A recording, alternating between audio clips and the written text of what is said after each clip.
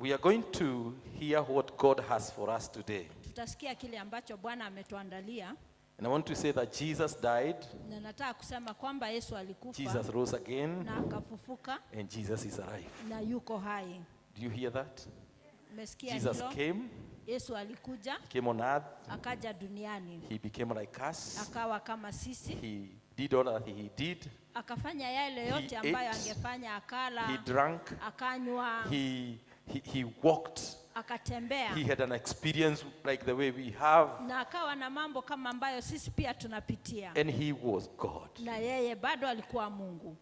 And after that, Na baada ya hiyo he was rejected, akawa amekataliwa, and he was crucified. akasulubishwa They said, msalabani. away with this man. Akasema watu hawamtaki. They said, away with this man. Watu wakasema And hawamtaki. they said that we want Barnabas. Na wakasema kwamba wanamtaka And he Barnaba. was crucified. Akasulubishwa, He died. akafa And he rose again. na akafufuka. And he is alive Na today. yeye yuko hai siku ya leo. And today, Na siku ya I leo want to share 5 benefits nataka kushiriki mambo matano ambayo ni muhimu, given by God ambayo tumepewa na Mungu through Christ kupitia Kristo, to us as believers. sisi kama waumini.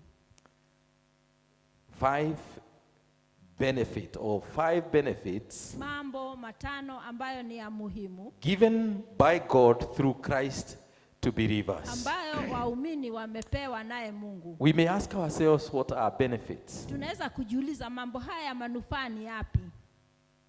These are profitable. Haya ni mambo ambayo yaweza yakakusaidia. Something that promote well-being.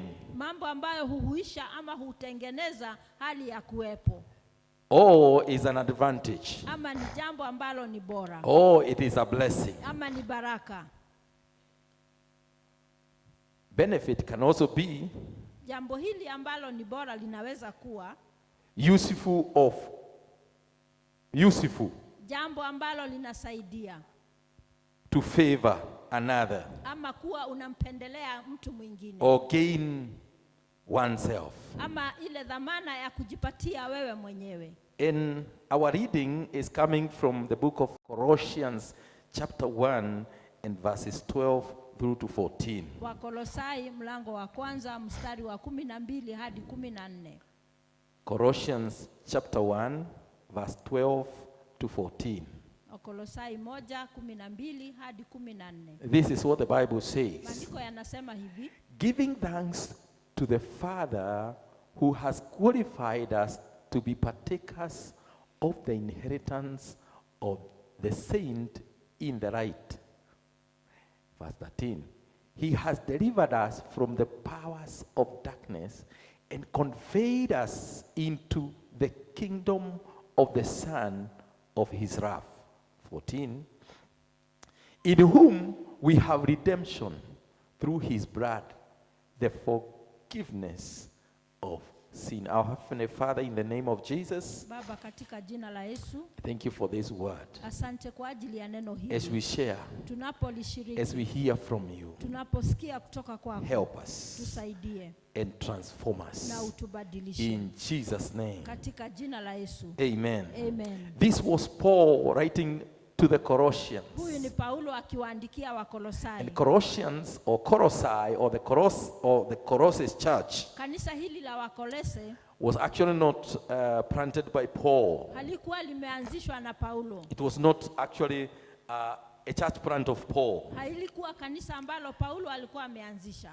but it was begun by another person called Phileppus, something like that. Kuna mtu tofauti ambaye alianzisha kanisa hili. And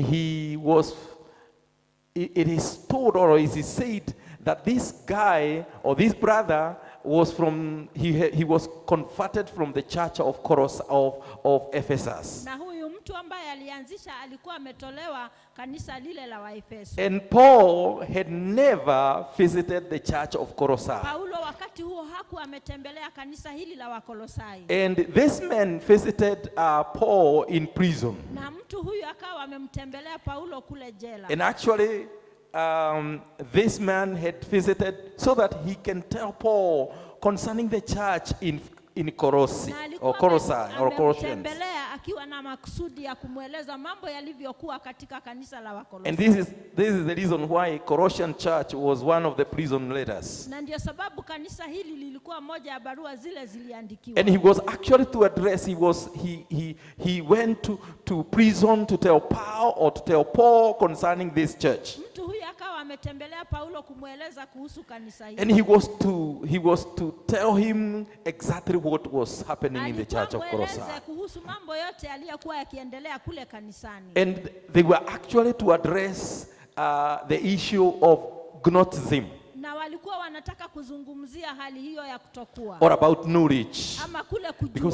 Because there were people that had come to teach about, it is not about Christ, it's not about the blood, but it is about the knowledge. Ilikawa kwamba watu wamefundishwa kuhusu mambo yasiokuwa kuhusu damu ama kuhusu Yesu, bali ni kuhusu tu kukua. And therefore Paul had to address this issue through the writings. Paulo azungumzie mambo haya.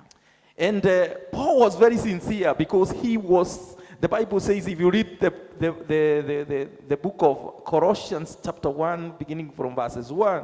Kwa hivyo unaposoma kutoka katika kitabu hicho kuanzia mstari wa kwanza unakuta Paulo alikuwa akizungumza akiwa wazi. And he was praying sincerely. He told them, I pray always for you. Paulo akawaambia kwamba anawaombea kila wakati. And I thank God because of your faith.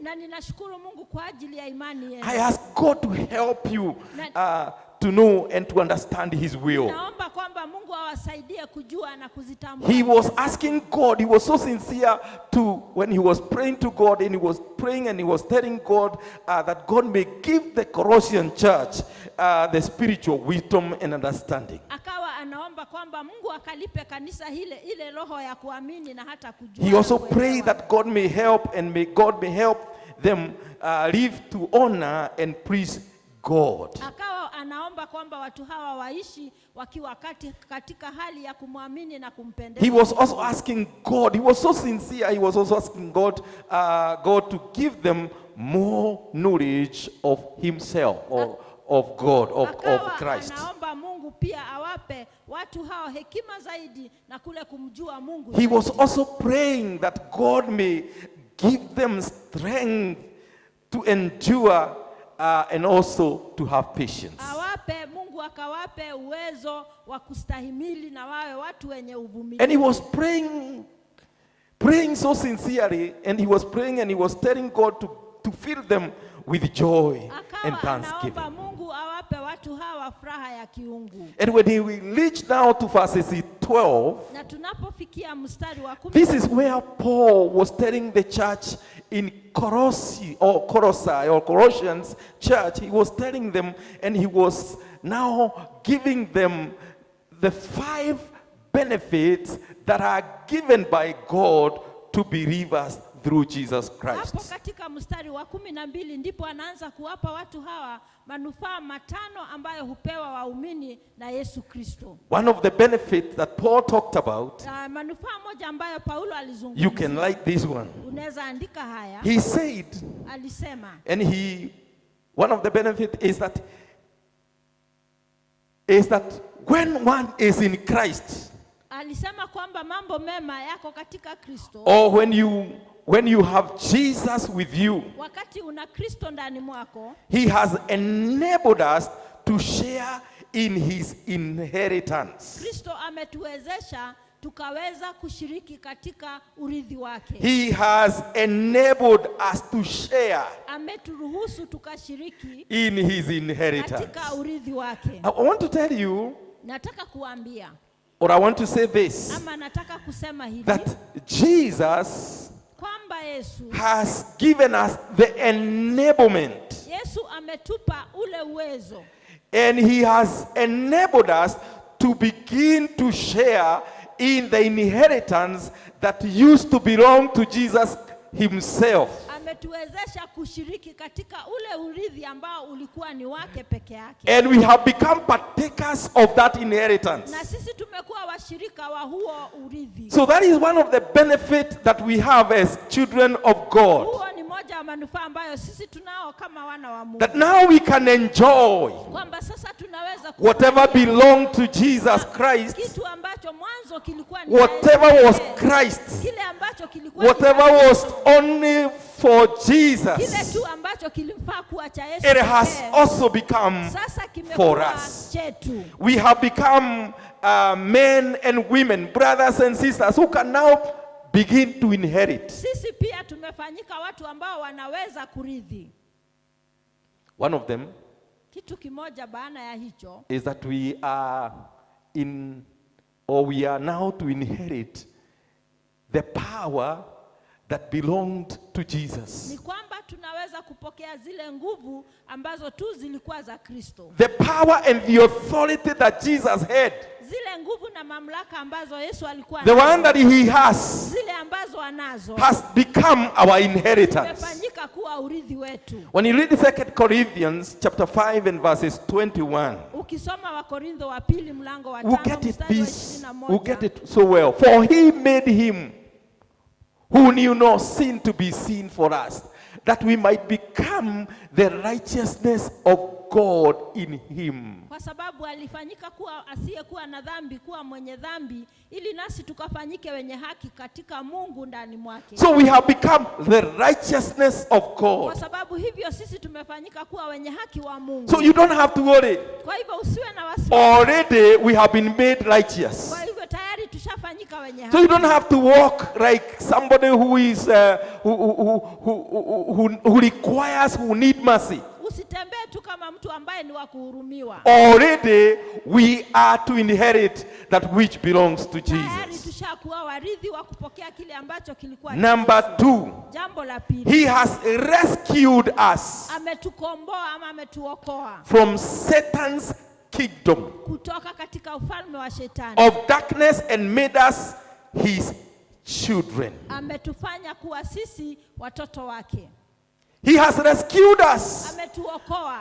So another benefit is that we have been rescued from the satanic kingdom. Jambo lingine nzuri ni kwamba tumeokolewa kutoka ufalme wa The shetani. kingdom that is full of darkness. Ufalme ambao umejaa giza. We have been rescued. Sisi tushakuwa. We have been saved Tumeokolewa from that kingdom kutoka kwa huo that ufalme its work is darkness. ambao kazi yake We ni are no giza. longer in Sisi darkness. hatuko katika We giza. are now in the kingdom of God. Tuko tayari katika ufalme wa Mungu. So we are being rescued Kwa hivyo pale tumekombolewa from being in the kingdom of kutoka darkness. katika ufalme wa giza. And he has made us to be his Na children. ametufanya kuwa wanawe. Hallelujah. Amen. We have been made the children of God. Tumefanyika kuwa wana wa Mungu. In Colossians chapter 2 and verses 15, Wakolosai 2:15. this is what Jesus has done. Hivi ndivyo Yesu amefanya. So that he can snatch us. Ili aweze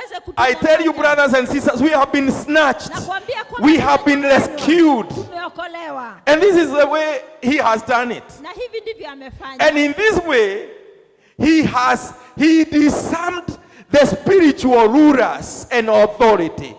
He shamed them publicly by his victory over them on the cross. Amen. Hallelujah. Listen to my version. Hebu sikilize andiko ninalosoma.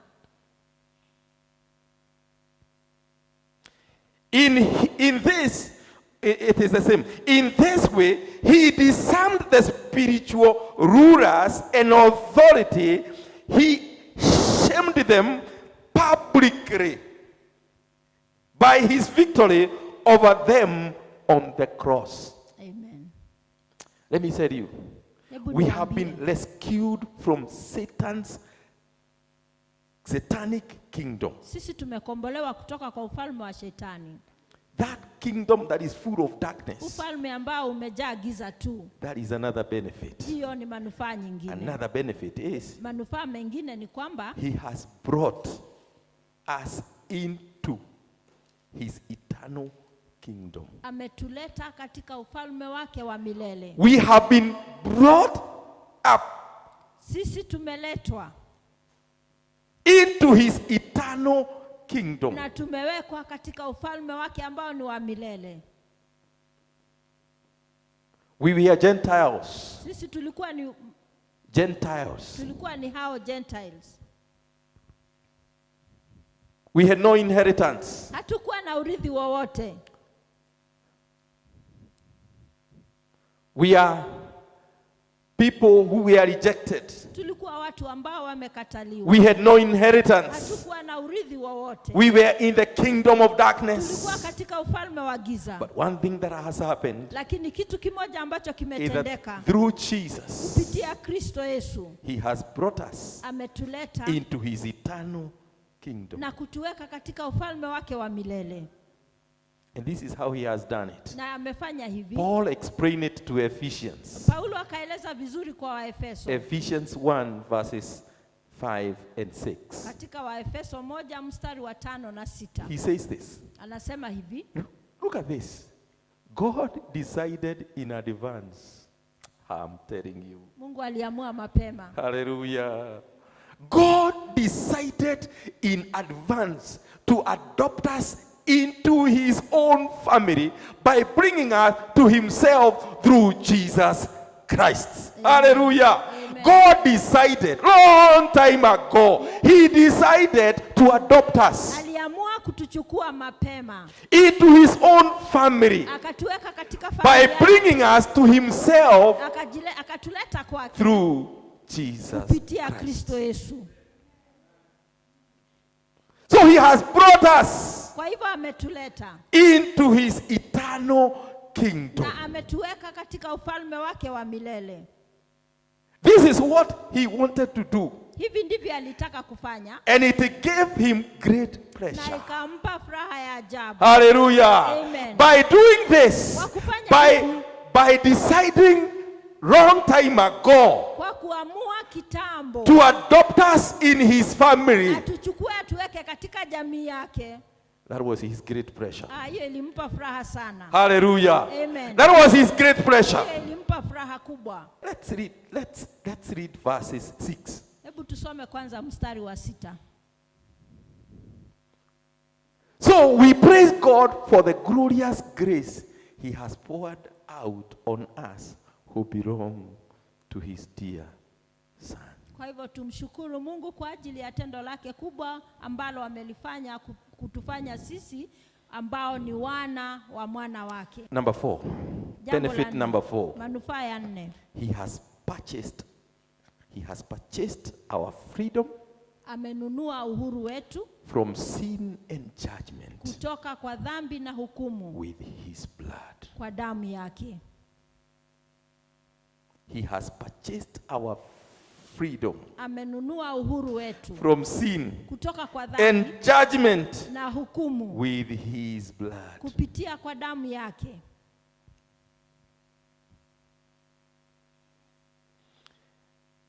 Let me tell you, Hebu niwaambie, Jesus purchased us. Yesu alitununua. Hallelujah. Amen. He purchased us Alitununua because we were slaves. kwa sababu sisi tulikuwa ni watumwa. We were slaves. Tulikuwa watumwa. We were in captivity. Tulikuwa tumewekwa katika hali ya utumwa. We were like the children of Israel when they were in captivity in Egypt. Tulikuwa ni kama wana wa Israeli They needed somebody to come na walihitaji mtu awae. and make sure that they have gone out of that captivity. Mtu huyo hakikisha kwamba amewatoa katika utumwa. We were that kind of people. Tulikuwa watu ni wa aina hiyo. And our captivity was the captivity of sin. Na utumwa wetu ulikuwa ni ule wa dhambi. We were in sin. Tulikuwa tunaishi We were in captivity of sin. Tulikuwa katika utumwa wa dhambi. And we had nobody and no one who could have taken us from that Na captivity. hatukuwa na mtu yeyote ambaye angetutoa katika utumwa. And Jesus purchased us. Lakini Yesu akawa ametununua. And he purchased our freedom Na akanunua uhuru wetu from sin. kutoka kwa dhambi. And we were already judged. Na sisi tulikuwa tayari tushahukumiwa. Hallelujah. Amen. We were already judged. Tulikuwa tayari tushahukumiwa. Our final destiny was hell. Hatima yetu ya mwisho ilikuwa ni kuzimu. But Jesus purchased our freedom. Lakini Yesu from akanunua uhuru wetu He accepted. akawa amekubali. He agreed. Akakuwa amekubali.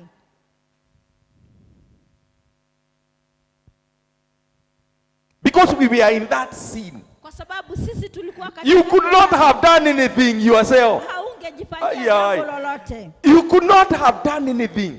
I could not have done anything. Hata mimi singejiokoa. Hebrews chapter 9 verse 12. Waibrania I want you 9 to see that we had nothing that we could have done. Hatuna lolote ambalo tungejifanyia. And this is what he did. With his own blood, not the blood of goats and calves. He entered the most holy place once for all time and secured our redemption forever.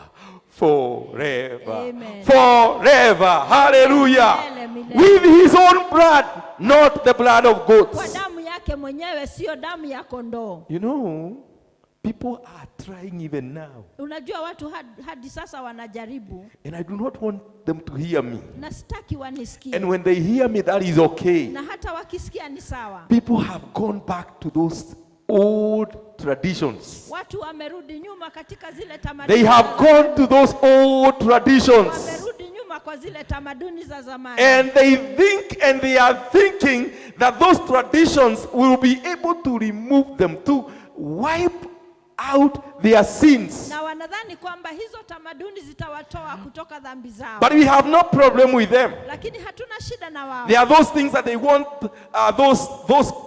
those things to do for them. Kuna vile vitu pengine wanahitaji hayo mambo ya wafanyie. But thank be to God Lakini tuamshukuru because of kwa Jesus. ajili ya Kristo Yesu. Hallelujah. Amen.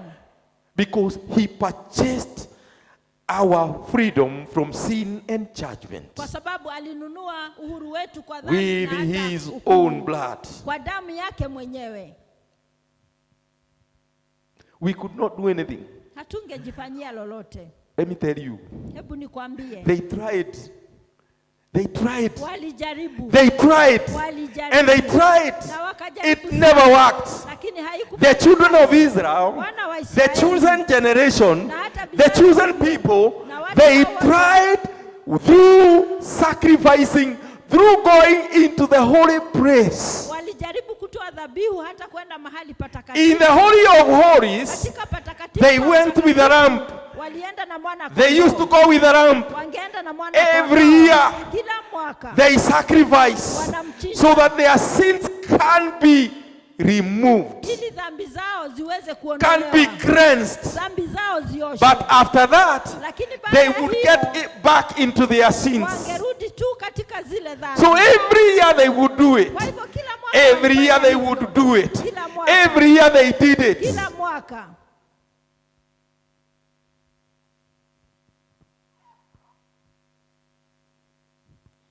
But God in heaven Lakini Mungu akiwa mbinguni spared our sheep.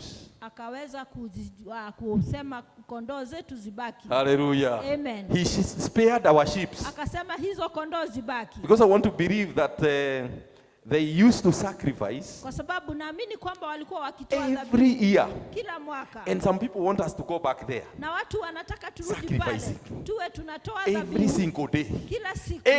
After you have done something, Baada ya kufanya jambo nikafuni lolote nikakue lazima kondoo afe that way. kwa njia hiyo. But God saw Lakini Mungu akaona imetosha. my creation, Viumbe vyangu the sheep, hao kondoo will extinct. Zitaisha. Amen. And when they are finished, Na kondoo hawa wakiisha, so we will not have a generation of sheep and goats. hatutakuwa tena na vizazi vya kondoo. We will not have calves. Hatutakuwa na wana He kondoo. decided once and for all. Mungu akaamua mara moja. And he said, this man Na akasema mtu huyu has been in sin. amekuwa katika He dhambi. has been entangled in sin. Amekuwa amefungwa na He dhambi. has lived in sin. Na ameishi katika dhambi. And there is nothing that can save him. Na hakuna kitu ambacho chaweza So kumwokoa. Jesus purchased us. Kwa hivyo Yesu akawa ametununua. He purchased our freedom. Alitununua kwa kushindwa kwetu. Number 5, has forgiven all our sins. Amesamehe dhambi zetu zote. Hallelujah. Amen. Let me tell you. Hebu nikwambie. Let nobody, Mtu yeyote, let no one, mtu yeyote, let no demon, usiache let kitu no chochote, power of darkness usiache nguvu yoyote ya giza come and whisper to you ije ikunenee that you are not forgiven. kwamba wewe hauja. The moment you have said, Jesus, I come to you, I repent my sins, forgive my sins, you are forgiven. Mara hiyo unasamehewa. Hallelujah. Amen. You are forgiven. Unasamehewa. And your sins will never na dhambi zako come back to you again. Hazitakurejea tena. Hallelujah. Amen. You are completely washed. Wewe umeoshwa kabisa. Ephesians 1:7. Waefeso 1:7. He is so rich in kindness and grace. Listen to this. Who is this? Jesus. You see, Jesus is so rich in kindness and grace that he purchased our freedom with the blood of his son and forgave our sins. Bwana Yesu asifiwe sana. Amen. It is through his blood, ni kupitia kwa damu yake, the blood of his son, damu ya mwana wake Jesus Christ, Yesu Kristo, and that our sins are forgiven. Na dhambi zetu zote zimesamehewa. So let me tell you this. Hebu nikwambie hili. The 5 benefits, one of the 5 benefits of God has given us through Christ, mojawapo ya manufaa 5 ambayo Mungu ametupa kupitia Kristo, is that our sins are forgiven. Ni kwamba dhambi zote zimesamehewa. Praise the name of our Lord. Amen. It will no longer sin any longer. Na haitakuwa tena ikionekana. And our God and our Savior, na Mungu wetu na Mwokozi wetu, is so rich. Yeye amejaa, ni mwingi in kindness, amejaa wingi wa huruma and grace. Na neema. Bwana asifiwe sana. Amen. So the grace is so much. Kwa hivyo neema hiyo ni nyingi and sana. Kindness is so much. Na hata huruma ni nyingi pia. So you don't have to worry. Kwa hivyo usijali. Praise the name of our Lord. Amen. So those are 5 benefits. Hayo ni manufaa 5. 5 benefits of given to us by God through Christ Jesus. Neema, manufaa 5 ambayo tumepewa na Mungu. So you don't have to worry. Kwa hivyo usijali. You don't have to take yourself back to captivity. Usijirudishe tena katika utumwa. And I want to say this. Na nataka kusema hili. In Christ, katika Kristo, no more captivity. Hakuna tena kuishi utumwani. No more slavery. Hakuna kuishi katika utumwa. In Christ, katika Kristo, we have healing. Tuna uponyaji. Because it is our portion. Kwa sababu hiyo it ni is our inheritance. Yetu. Hiyo ni urithi wetu. Bwana asifiwe sana. Amen. In Christ, katika Kristo, we have all the inheritance. Tuna vitu vyote so vya we are wealthy. Sisi we are rich. We are no longer poor. We are rich. Because that is our inheritance. Kwa sababu huo ni urithi wetu.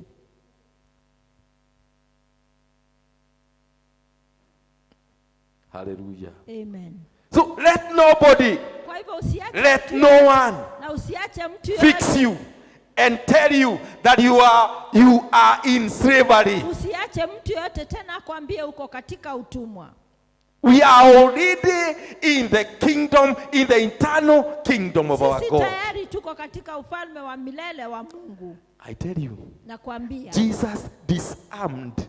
Kwamba Yesu aliweza kuwanyang'anya. He disarmed spiritual rulers. Aliweza kuwanyang'anya hao wenye nguvu za kiroho. Powers and authority. Akawanyang'anya mamlaka na nguvu zote. And he shamed them publicly. Na akawaanika kwenye aibu mbele za watu waone. Hallelujah. Amen.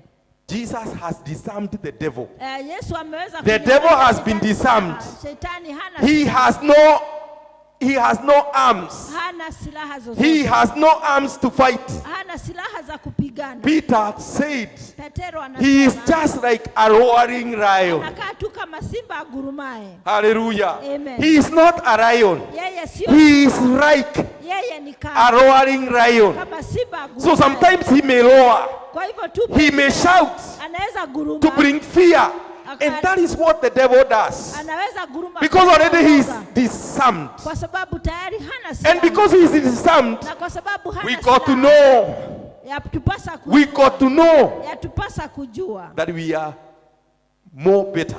kwamba sisi ni bora zaidi. We have been rescued Tumeokolewa. from the powers, from the satanic kingdom. Tumeokolewa kutoka ufalme wa And shetani. we are the children of Na God. sisi ni wana wa Mungu. Bwana Yesu asifiwe sana. Amen. We are the children of Sisi ni God. wana wa Mungu. You are here Uko hapa and you feel like you have been cornered. na unasikia ni kama umefinyiliwa kwenye The devil kona. has cornered you. Shetani amekuweka tu kwenye kona. The devil has cornered you. You know, Amekufinyilia kwenye kona. sometimes he corners people. Unajua wakati mwingine hufinyilia Sometimes watu kwenye he kona. come and bring all sort of manner and all manner of things. Na anakuja kwako na analeta mambo mengi. But know this Lakini jua hili and remember the 5 na benefits, ukumbuke manufaa hayo 5 and they will be helpful to you. na yatakuwa yenye manufaa kwako. Hallelujah. Amen. Praise the name of the Lord. Amen. Are you willing? Je, uko tayari? Are you ready Uko to tayari exercise kuweza kufanyisha kazi and to know na ujue that the 5 benefits kwamba belongs to manufaa haya 5 ni you? yako. Grab them, you Uyashike run with them, na ukimbie and nayo you'll be saying, these are mine. na useme haya ni These yangu. are mine. Manufaa haya My ni sin is yangu. forgiven. Na dhambi I zangu am no longer in zimesamehewa. sin. Mimi siishi I am a katika child dhambi. of God. Mimi ni I mtoto wa belong to Mungu. Jesus. Mimi ni wa Yesu. Everything that belongs to Jesus Kila belongs kitu to me. ambacho kilikuwa cha Yesu ni Everything changu. that is in heaven belongs to Kila me. kitu ambacho My kiko healing mbinguni is ni in changu. heaven. Uponyaji I wangu am uko receiving mbinguni. it now. Na You ninaupokea begin to sasa. receive your inheritance Uanze now. kupokea urithi In wako the name sasa. of Jesus Katika jina la Christ. Yesu. Heavenly Father, Baba wa mbinguni, in the name of Jesus, katika jina la Yesu, we give you all the praise. twakupa sifa zote. We thank you for Jesus. Twakushukuru kwa ajili ya Yesu. He died for us. Alikufa kwa ajili yetu. And his death brought a lot of benefits to Na us. kifo chake kikaleta manufaa mengi We kwetu. give you all the praise. Twakupa sifa And zote. we give you all the Na honor. twakupa heshima zote.